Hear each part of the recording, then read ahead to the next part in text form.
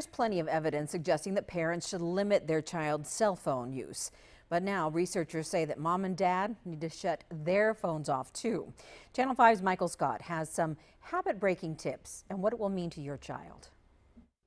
It's hard to ignore our cell phones these days, even when we're with family or friends. Well, a new study just released by child psychologists suggests sudden cell phone interruptions could impact a toddler's language skills.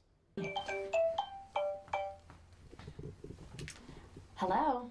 It's in here at Temple University's Language Learning Lab where child psychologists wanted to know whether or not the interruption by a call caused the language learning process to halt for toddlers.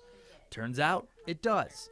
There are times that my kids are on devices or I'm on the phone and I am feeling like, should I be teaching them something? Are they, are we passing up learning moments? Scientists hypothesize young kids would learn better in a live back and forth conversation.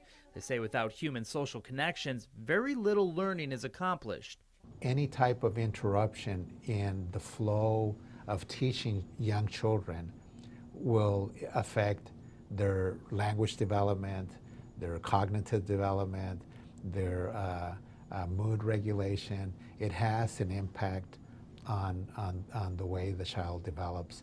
Dr. Daniel Gutierrez is a child psychologist at Tropical Texas Behavioral Health. He says from the ages of 0 to 3 are significantly important. It has a lot to do with brain maturity.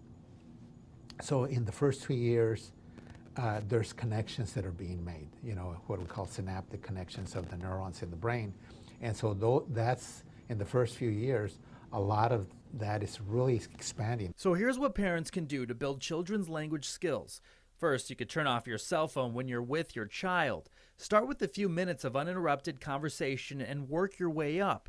Draw your child in by noticing and commenting on what they're doing. And understand that language skills you foster now may help your child later in reading and in math.